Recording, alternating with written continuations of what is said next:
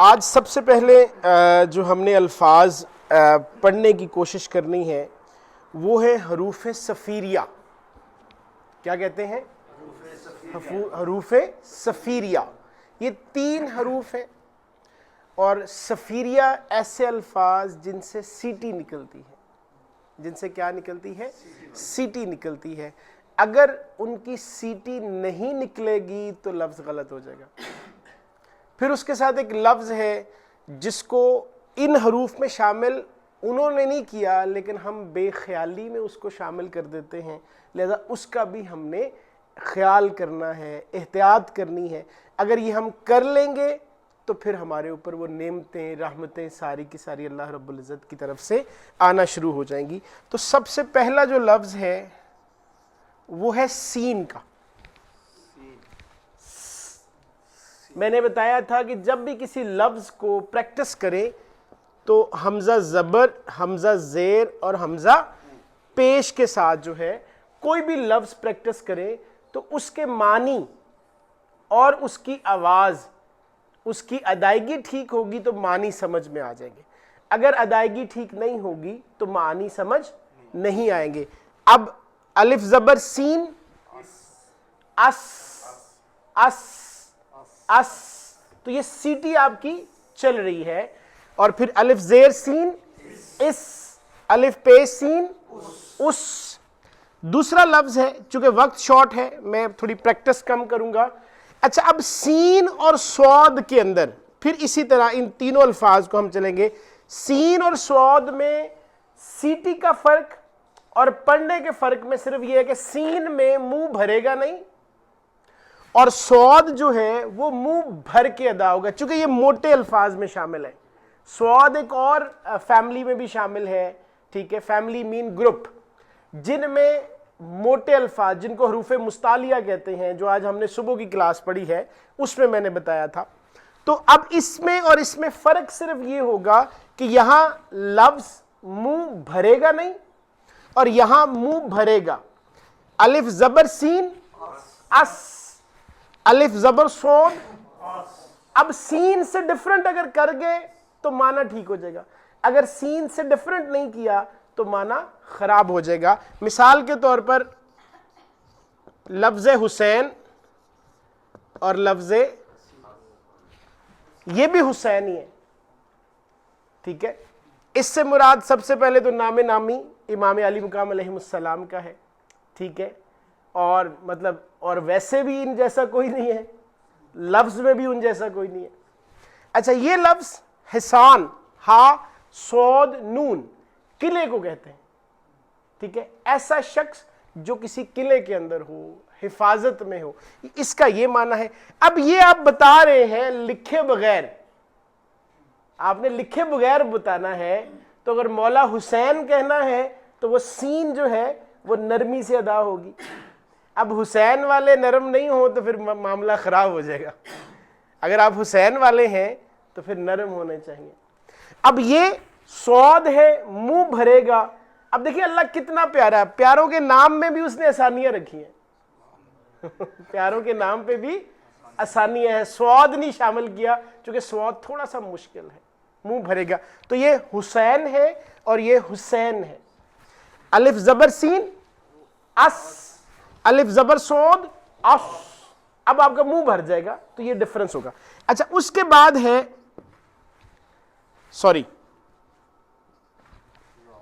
زا، ٹھیک ہے. ایک ہے زال اور ایک ہے جیسے سین کی آواز باہر آ رہی تھی تو اسی طرح زا زا زا، ٹھیک ہو گیا. اس کی آواز بھی باہر آئے گی. اگر باہر نہیں آ رہی تو سمجھے ہم اس کی ادائیگی پراپر نہیں کر رہے، ٹھیک ہو گیا. اب یہاں ہم غلطی کر رہے ہوتے ہیں یہ لفظ کی. اس میں اور اس میں فرق صرف یہ ہے کہ یہاں سیٹی ہے، یہاں سیٹی نہیں ہوگی. الف زبر سین اس، الف زبر ثا اس. آپ ایسا لگے گا کہ جیسے آپ نے زبان پکڑ لی ہے، اب زبان اس سے آگے نہیں جائے گی. کلیئر ہو گیا جی؟ وقت شارٹ ہے. اس کی پریکٹس کے لیے آپ کوئی بھی یوٹیوب چینل جو ہے کسی بھی لفظ لکھیں حروف صفیریہ تو اس کی پریکٹس وہاں سے کر لیں. لاسٹ ٹائم بھی میں نے ڈسکس کیا تھا کہ اپنے جو یوٹیوب کے معاملے ہیں اپنے انٹرنیٹ کو بھی تھوڑا سا نیکیوں والا انٹرنیٹ بنائے نا, کہ وہاں سے آپ کچھ اچھائیاں, کچھ پازیٹیوٹی, کچھ نیکیاں آپ لیں. ہر چیز کا استعمال برا یا بھلا ہے, ہر چیز کا استعمال برا یا بھلا ہے, بحیثیت کوئی چیز بری نہیں ہے. عربی زبان کا ایک قاعدہ ہے الاصل فی الاشیاء اباحۃ, اصل میں ہر چیز جائز ہے, اصل میں ہر چیز جائز ہے. اگر وہ اچھے کام کے لیے استعمال ہوگی تو آپ کو نعمت ملے گی. اب آپ انٹرنیٹ ہے, آپ کوئی قرآن پاک سیکھتے ہیں نیٹ سے, یوٹیوب سے آپ کوئی خطاب سنتے ہیں, تلاوت قرآن سنتے ہیں, آپ کوئی نعت سنتے ہیں, جیسے معزز کیا کہتے ہیں صغیر بھائی مدینہ پاک سے آئے ہیں, یہ کوئی ایسی نعت سنیں واپس مدینہ پہنچ جائیں, تو وہ نیٹ کے ایک ایک جو ایم بی ہیں وہ نیکیوں والے ہو جائیں گے.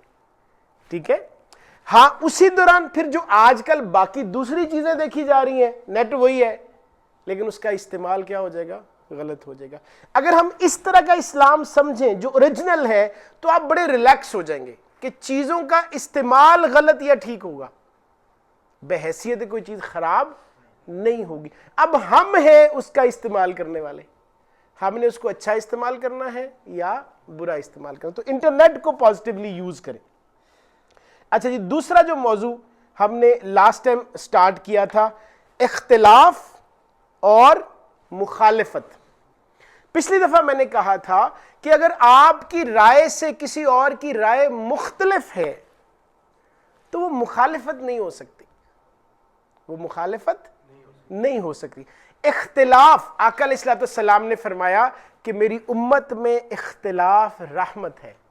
اب مثال دیتا ہوں, ہم جو سارے پاکستان بر صغیر اور ایشیا کے لوگ ہیں ہم زیادہ تر احناف ہیں, ہم امام اعظم ابو حنیفہ رضی اللہ تعالیٰ عنہ کے ماننے والے اور حنفی کہلاتے ہیں. اچھا اب دیکھیں کتنا کمال اللہ رب العزت کی تقسیم ہے.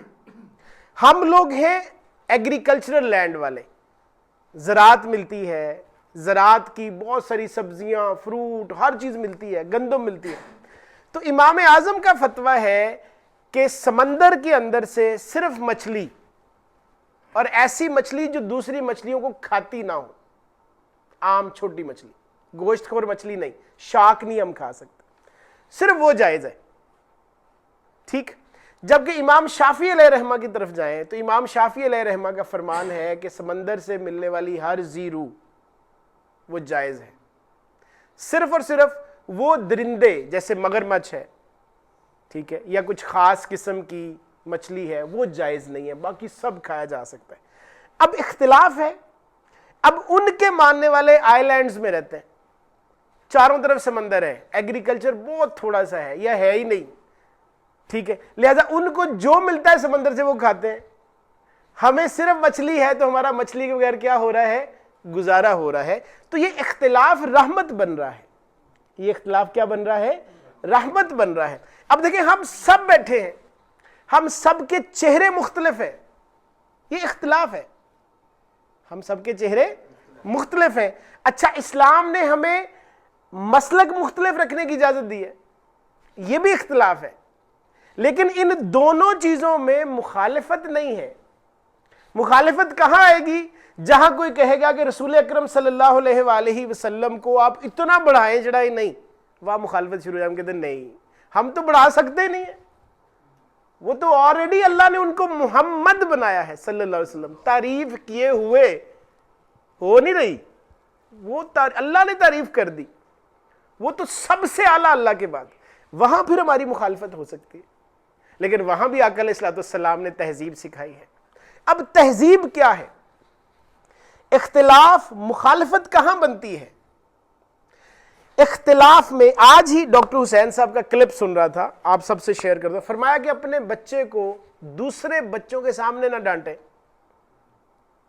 اختلاف مخالفت بن جائے گا. مجھے اگر مثال کے طور پر سر سے, بھائی سے یا صدر محترم سے کوئی اختلاف ہے تو میں اپنا اختلاف یہاں نہ کہوں, تو یہ اختلاف نہیں رہے گا، چونکہ سب کے سامنے ہو رہا ہے، یہ پھر مخالفت بن جائے گی۔ حضرت مولا علی کرم اللہ وجہ الکریم فرماتے ہیں کہ جب آپ کسی کو دوسروں کے سامنے نصیحت کرتے ہیں آپ اس کو بگاڑ دیتے ہیں۔ دوسروں کے سامنے نصیحت کرنا یہ بگاڑنے کے مترادف ہے، ٹھیک۔ ابھی آقا علیہ السلام کی حدیث پاک سن رہا تھا گاڑی میں، چونکہ ٹائم مل گیا کافی۔ قبلہ حضور نے فرمایا کہ ایک شخص آیا اعرابی دیہاتی، تو اس نے آقا علیہ السلام سے سوال کیا، تو آپ نے اس کو عطا کر دیا جتنی اس کی ضرورت تھی۔ پھر فرمایا کہ ہاں بھی آپ راضی ہیں؟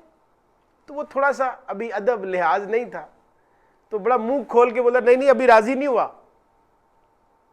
تو آقا علیہ السلام نے اچھا آپ میرے ساتھ گھر آ جائیں۔ تو صحابہ کرام ناراض ہو گئے کہ حضور اس کو تمیز ہی نہیں ہے۔ تو آپ نے فرمایا تم چپ کر جاؤ سارے۔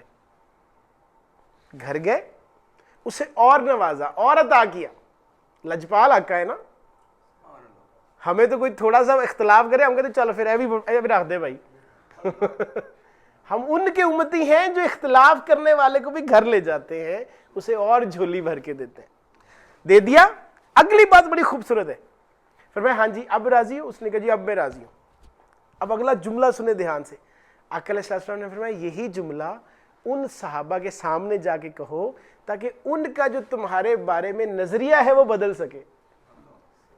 ان کا جو نظریہ ہے، جو انہوں نے مائنڈ میکنگ کی ہے، جو انہوں نے اپنے آپ کو اس طرح کا سوچ لیا ہے کہ آپ میرے سے اختلاف کر رہے ہو، لہٰذا ان کی سوچ بدلو، آؤ ان کے سامنے جا کے کہو، ٹھیک ہے۔ تو اختلاف اجازت ہے، رحمت ہے، لیکن طریقوں میں فرق ہوتا ہے۔ ہم اختلاف کرتے ہیں مخالفت کی شیپ میں، گھروں میں بھی ہوتا ہے، مطلب مجال ہے ہماری بات کے آگے کوئی بول سکے ہم پھر بادشاہ سلامت بن جاتے ہیں نا، نہیں، اختلاف کی اجازت دیں، اختلاف سننے کا سٹیمنا رکھیں۔ ہم کسی بھائی کو نہیں بولنے دیتے اور زوجہ کو نہیں بولنے دیتے کہ میری بات سے اختلاف، یہ آقا علیہ السلام کی سنت نہیں ہے۔ اب اگر اختلاف ہوا ہے، ہاں کسی کو اختلاف نہیں کرنا آتا، تو آپ پھر اپنے اعلیٰ ظرف ہونے کا، آقا علیہ السلام کی رحمت سے زیادہ نوازے ہونے کا ثبوت دیں کہ جی کوئی بات نہیں، اگر سامنے والے کو نہیں ہے تھوڑا طریقہ، سامنے والے کو اتنی توفیق نہیں ہے، کوئی بات نہیں، ہم نہیں سکھانا ہے۔ جب آپ اس نیت سے جائیں گے تو پھر ایک ایک لفظ آپ کے نامہ اعمال میں نیکیوں کا لکھا جائے گا کہ میرا بندہ خدمت دین بھی کر رہا ہے اور ساتھ دل بھی بڑا رکھ رہا ہے۔ پچھلے ہفتے میں نے سر کو ایک حدیث پاک سنائی جاتے جاتے کہ ایک شخص عرابی آیا، آقا کریم کی گردن مبارک پہ بڑی خوبصورت چادر ایسے لٹکائی ہوئی، تو اس نے ایک سائڈ سے چادر پڑ کے کھینچی اور آقا کریم کی گردن یہاں سے چھل گئی، ورم آ گیا۔ صحابہ کرام کی آنکھیں زرد کہ سرکار اس کو تمیز نہیں ہے۔ فرمایا تم چپ کر جاؤ۔ ہاں جی، اس نے کہا جی آپ کی چادر بہت میں نے لینی ہے۔ آقا علیہ السلام نے چپ کر کے وہ چادر اتار کے دے دی، اپنی گردن کے زخم کا ذکر بھی نہیں کیا۔ تو ہم ان کے امتی ہیں۔ جب ہم اتنا بڑا دل رکھیں گے، دیکھیں ہمارا معاشرہ کتنا سنورتا چلا جائے گا۔ اچھا اب مخالفت کیا ہے؟ مخالفت میں قرآن میں بہت ساری اگزامپلز ہیں۔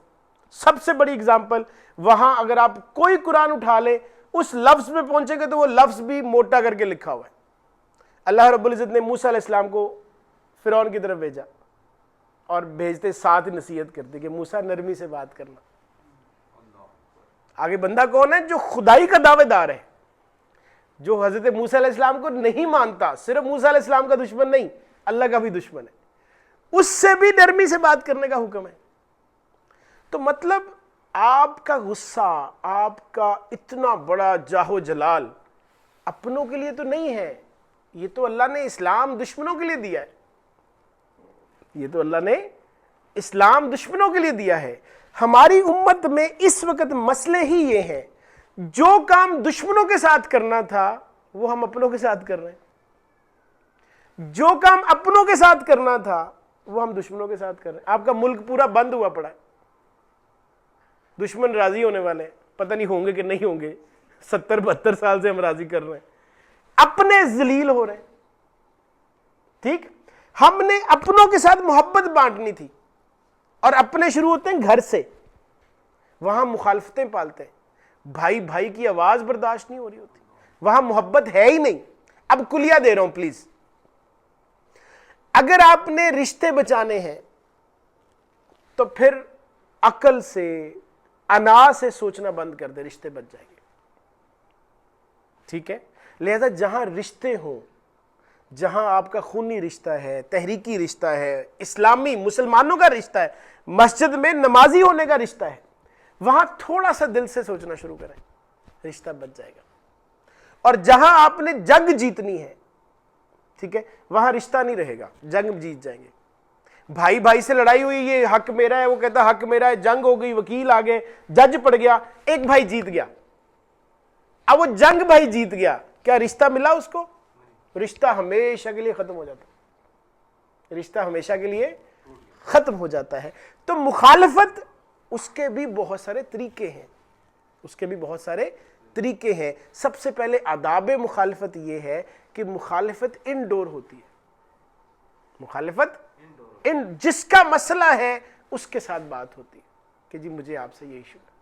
صحابہ کرام میں تھی, وہ اندر بیٹھ کے کرتے تھے, اللہ اعلان محبت ہوتی تھی. مدینہ پاک کی ریاست ڈیولپ ہی اس لیے ہوئی, شروع میں صحابہ کرام آگے, حضور ہمارے درمیان کچھ منافق ہے, فرمایا چپ کر جاؤ, چونکہ مخالفت ہے, یہ اندر رہے. غزوہ بدر میں, احد میں, خندق میں سب نے کہا عبداللہ بن ابی منافق, فرمایا چپ کر جاؤ, مخالفت ہے, اپنے گھر کی بات ہے, اندر رہو. غزوہ تبوک ہوا, اس وقت اسلام پھیلا, طاقت ملی, اس دن میرے آقا نے لب کشائی فرمایا اٹھ جاؤ بھائی, تم منافق ہو, دفع ہو جاؤ. ایک وقت ہے ہر چیز کا. ہم مخالفت ڈے 1 سے شروع کر لیتے. گھروں میں لڑائیاں مخالفت کی ہوتی, کیوں؟ آداب مخالفت نہیں. لہٰذا اختلاف کو مخالفت سے الگ کریں, اور پھر مخالفت میں بھی اپنے معاملات آداب کے لہجے میں رکھیں, تو پھر انشاءاللہ معاشرہ ڈیولپ ہوگا. ہم جنگ جیتنے نہیں آئے, لوگوں کو اللہ اور اس کے رسول کے دین پر خود عمل کر کے دکھانے آئے ہیں, اور ان سے کہیں نہ کہیں کروائیں. یہ ذمہ داری ہے. اور آپ جتنی بڑی ہستی حضور سیدی شیخ الاسلام کے ساتھ جڑے ہیں, تو پھر ہمارے اوپر ڈبل ذمہ داری ہے. پہلی ذمہ داری آقا کی امتی ہونے کی, اور دوسری ذمہ داری ایک آنکھوں والے بندے کے ساتھ ملنے کی, کہ جی ایک آنکھوں والا آپ کو روشنی دے رہا تھا, آپ کو سکھا رہا تھا, آپ کو محبت دے رہا تھا, آپ کو حسن معاشرت دے رہا تھا, کیوں نہیں سیکھی؟ تو ہم سے 2 سوال ہونے. لہٰذا ہم پہ لازم ہے کہ ایک تو آقا علیہ الصلوۃ والسلام کے اس رشتے کا حیا کریں بحیثیت مسلمان, سب پہ فرض ہے, اور دوسرا بحیثیت کارکن منہاج القرآن, یہ لازم ہے کہ ہمارے اخلاق ٹھیک ہو جائیں.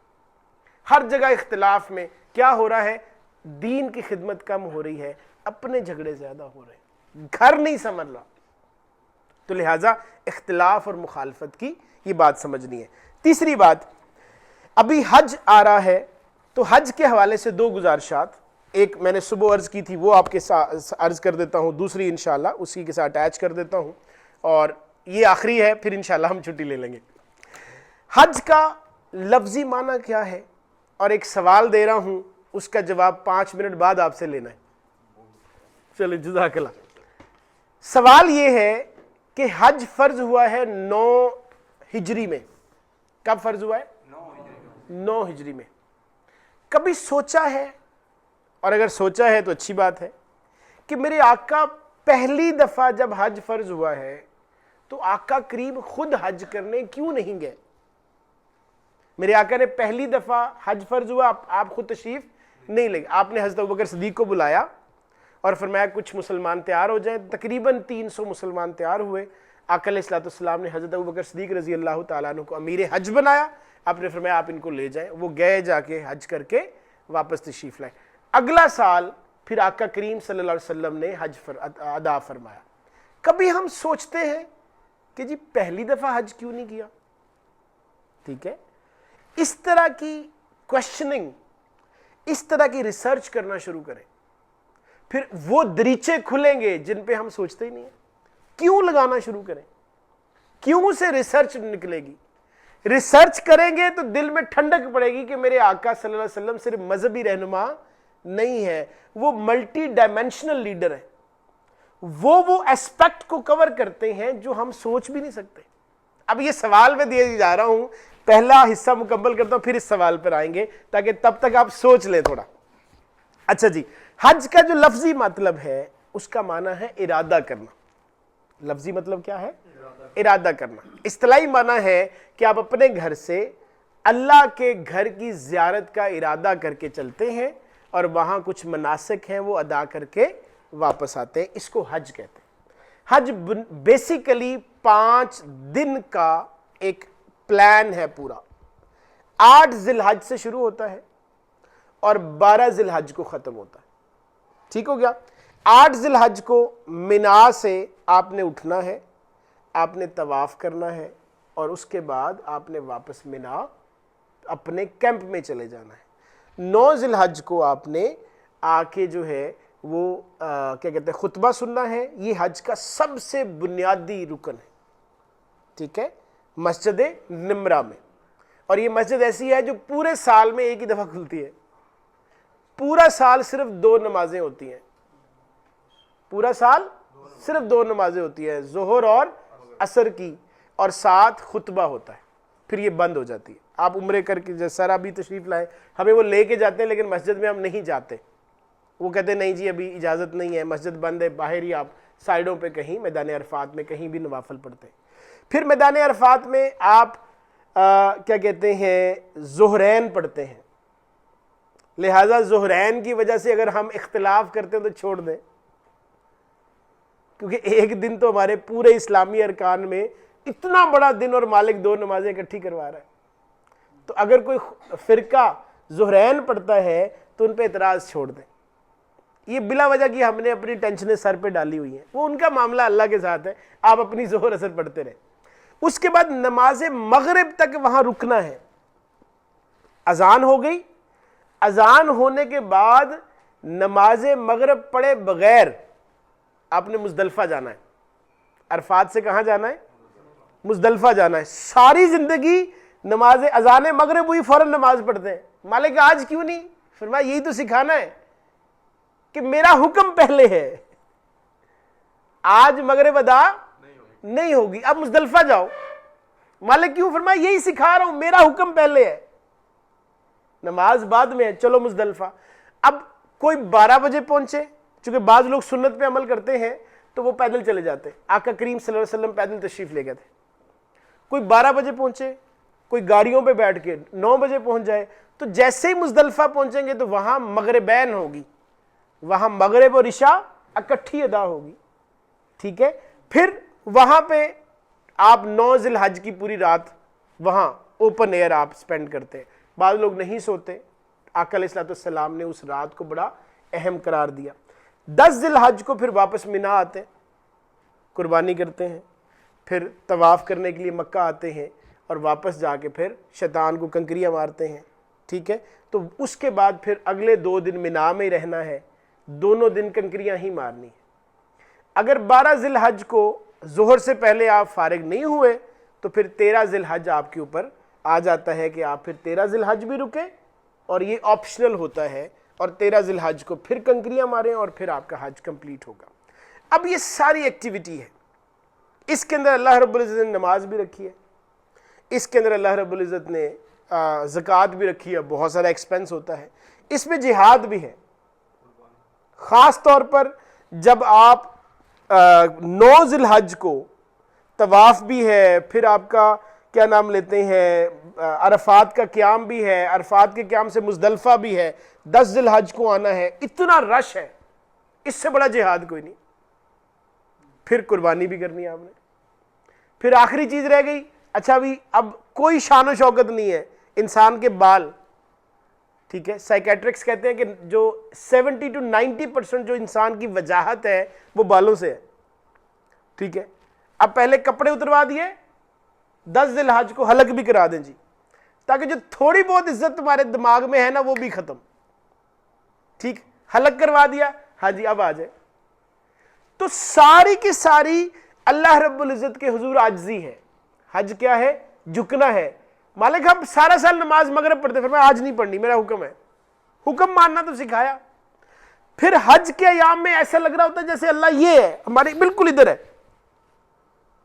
اللہ صرف یہاں ہے، کچھ نہیں کرنا، احرام پہنا ہوا ہے خوشبو نہیں لگانی، احرام پہنا ہوا یہ کام نہیں کرنا، یہ کام نہیں کرنا، جرمانہ ہو جائے گا۔ اچھا اللہ چاہتا ہے جب میرا رشتہ اتنا قریب کر لیا ہے، حج یہی رشتہ لے کر واپس آنے کو کہتا ہے۔ آج بھی یہاں پتہ چلے کہ اللہ ادھر ہی ہے، یہاں ہم کہتے ہیں نہیں وہ اوپر ہے، ایسا ہی ہوتا ہے، اسی لیے گناہ ہوتے ہیں۔ شیطان کہتا نہیں نہیں خیر ہے، کرپشن اسی لیے ہوتی ہے، نماز اسی لیے چھوٹتی ہے کیونکہ اللہ وہ چلا جاتا ہے۔ حج صرف آپ کو اور اللہ کے اپنے رشتے کو قریب کرنے آتا کہ جو کام کرے پر نہیں اللہ دیکھ رہا ہے، وہ ادھر بھی دیکھ رہا ہوگا۔ اگر یہ آپ کو اللہ رب العزت کی طرف سے نعمت مل گئی، سمجھیں آپ عازم حج شروع ہو گئے، آپ کا حج اللہ نے قبول کر لیا اور کسی نہ کسی سال اللہ آپ کو بلا لے گا۔ پہلے کیفیت ڈیولپ کریں، پہلے کیفیت ڈیولپ کریں، ٹھیک ہے؟ اگر کیفیت ہی ڈیولپ نہیں کریں گے تو ظاہری بات ہے پھر وہاں سے بلاوا بھی نہیں آئے گا۔ عمرہ بھی اسی طرح ہے، جہاں کیفیت ڈیولپ ہونا شروع ہو جاتی ہے رحمت نظر آنا شروع، اور کچھ نہیں، خواب میں تو آتا ہے نا عمرہ، خواب میں تو حج ہوتا ہے نا، کیوں؟ کیفیت چل رہی ہے۔ لہٰذا آج کی اس مرکز علم کا جو میسج ہے کہ وہ حج والی کیفیت میں آئے، اور وہ یہ ہے کہ اپنے رب کو اپنے بڑے قریب سمجھیں۔ تو پھر ایک طرف آپ جب گناہ نہیں کریں گے کیونکہ وہ قریب ہے، تو قریب صرف گناہوں کے لیے دعاؤں کے لیے نہیں ہوگا، تو پھر آپ کی دعا بھی فوراً قبول ہوگی چونکہ وہ یہاں بھی قریب ہے۔ آگے سمجھ؟ ہم یہ جو پریشان رہتے ہیں پتہ نہیں دعا قبول ہوتی ہے نہیں ہوتی، وہ اصل میں ہماری تاخیر ہے، ہم اس کو قریب نہیں سمجھ رہے ہوتے، یا ہم اس کے قریب ہونے کی ایفرٹ نہیں کر رہے ہوتے۔ تو لہٰذا اس کو قریب کرنے کی جب ایفرٹ کرتے ہیں تو پھر اللہ اپنی نعمتیں اپنی رحمتیں سارا کچھ دینا شروع کر دیتا۔ ٹھیک ہو گیا؟ تو حج کا پیغام یہ ہے کہ اللہ کو اپنے قریب کرتے چلے جائیں۔ اب آخری بات، یہ سارا کچھ ڈیولپ کیسے ہوگا کہ اتنی بڑی نعمت ہمیں مل جائے کہ جو کام کرے میرا مالک یہاں ہو؟ اس کا سب سے آسان حل جو حضور قبلہ سیدی شیخ الاسلام نے فرمایا کہ باوضو رہنا شروع کر دیں، جب وضو ٹوٹے وضو کر لیں، کوشش کریں تھوڑی دیر وضو کے ساتھ رہنا شروع کریں، آج 1 گھنٹے کا وضو رکھیں، نماز پڑھ کے آئیں تو کوشش کریں وضو رہے، پھر آہستہ آہستہ آہستہ 1 سے 2 نمازیں باوضو پڑھنا شروع کر دیں۔ جب آپ باوضو پاکیزہ رہنا شروع کریں گے تو پاکیزگی بنیاد ہے اس کے سگنل آنے کی، چونکہ ہم پاکیزہ نہیں ہوتے، نہ یہ پاکیزہ نہ یہ پاکیزہ، پاکیزہ نہیں ہے تو سگنل ہی نہیں آتے، ٹھیک ہے؟ وہ فزکس میں کہتے ہیں نا کنڈکٹر اور نان کنڈکٹر، تو نان کنڈکٹر وہ کرنٹ ہی نہیں جاتا، تو لہٰذا اس کو پہلے کنڈکٹر بنائے، شعائیں لینے والا۔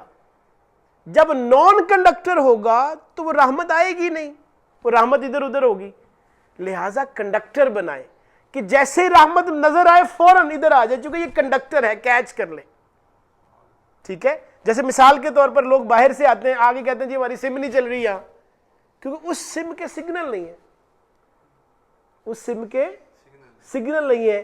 اگر آپ کا تعلق نہیں ہے تو سم سمجھے وہ والی نہیں لگی ہوئی، مولا والی سم نہیں لگی، سم اس کے سگنل تو ہر جگہ ہے، لہذا ہمیں وہ سم چاہیے، وہ پاکیزگی ہے، وہ طہارت ہے، ٹھیک ہے؟ بلیا دل دا کی لانا، ادھروں پٹ کے ادھر لانا تو ادھر سے اٹھانا ہے اور مالک کی طرف لے جانا ہے، تو دیکھیں آپ کو وہ ساری کی ساری رحمتیں نعمتیں ملنا شروع ہو جائے گی۔ تھوڑا مختصر کیا ہے، انشاءاللہ اگلی کلاس میں کوشش کریں گے جو آج کی چیزیں ہیں وہ بھی ہم کور کریں۔ اللہ رب العزت عمل کی توفیق عطا فرمائے۔ اب اس سوال کی طرف جزاک اللہ خیر۔ اچھا، اب مکہ والے آقا علیہ الصلوۃ والسلام کی بعثت سے پہلے، چونکہ مکہ نہ دینے کی ایک وجہ جو سرداران قریش آقا کو نہیں مانتے تھے وہ یہ تھی کہ مکہ دنیا کا ورلڈ ٹریڈ سینٹر تھا۔ دنیا کیا تھا؟ ورلڈ ٹریڈ سینٹر تھا۔ سارے افریقہ کے جو لوگ تھے وہاں آتے تھے، تازہ دم ہوتے تھے، وہاں تجارت کرتے تھے، اس کے بعد افریقہ جاتے تھے، وہاں آتے تھے، اس کے بعد ایشیا آتے تھے، وہاں سے سیریا ملک شام وہاں جاتے تھے. تو مکہ وہ چھوڑنا نہیں چاہتے تھے, اس لیے اسلام نہیں قبول کرتے تھے. ہماری تجارت جائے گی, پھر تو مالک کل آقا علیہ الصلوۃ والسلام بن جائیں گے. اسی ضمن میں انہوں نے کیا کیا تھا کہ وہ حج کے دن عام سردیوں والے دنوں میں آنے نہیں دیتے تھے, حج کی ڈیٹ گرمیوں والی رکھتے تھے تاکہ جب قافلے آئیں تو ان کی ضرورتیں بڑھ جائیں, پانی پلانا پڑے ہمیں, کھانا دینا پڑے ہمیں, تو ہمیں زیادہ سے زیادہ ارننگ ہونا شروع ہو جائے, زیادہ سے زیادہ کیا ہو جائے, ارننگ ہونا شروع ہو جائے. اب آقا علیہ الصلوۃ والسلام چونکہ وہ ہر معاملے میں ایک کل کائنات کا اسوہ حسنہ ہے, وہ ہر معاملے میں, مطلب میں ایک جملہ بولتا ہوتا ہوں, ختم نبوت کا ایک معنی یہ ہے کہ ان پہ سب کچھ ختم, عقل انسانی ان پہ جا کے ختم, ویژن ختم, ٹھیک ہے, شعور ان پہ ختم, یہ ختم نبوت ہے. نعمتیں رحمتیں ان پہ آئی ختم, اس سے آگے کچھ نہیں, بصیرت ان سے آگے کچھ نہیں, یہ ہے ختم نبوت. یہ اب نیا معنی آج میں دے دیتا ہوں کہ ختم نبوت سے مراد ہے کہ دنیا کی جتنی عقل ہے وہ میرے آقا پہ ختم, دنیا کا جتنا شعور ہے, جتنی بصیرت ہے, جتنا ویژن ہے, وہ سب میرے آقا پہ. اچھا, اب آقا علیہ الصلوۃ والسلام نے جب حج نہیں فرمایا, اس کی وجہ یہ تھی کہ وہ ان کی پرسنل ارینجمنٹ میں وہ حج کی اوریجنل ڈیٹ نہیں بن رہی تھی, حج کی اوریجنل ڈیٹ نہیں بن رہی تھی. میرے آقا حج کرنے تشریف نہیں لے گئے. اگلا جب سال آیا تو جو نیچرلی حج کی ڈیٹ بننی تھی وہ وہی ڈیٹ تھی, تو پھر میرے آقا تشریف لے کے گئے ہیں. اس کو اسوہ حسنہ کہتے ہیں.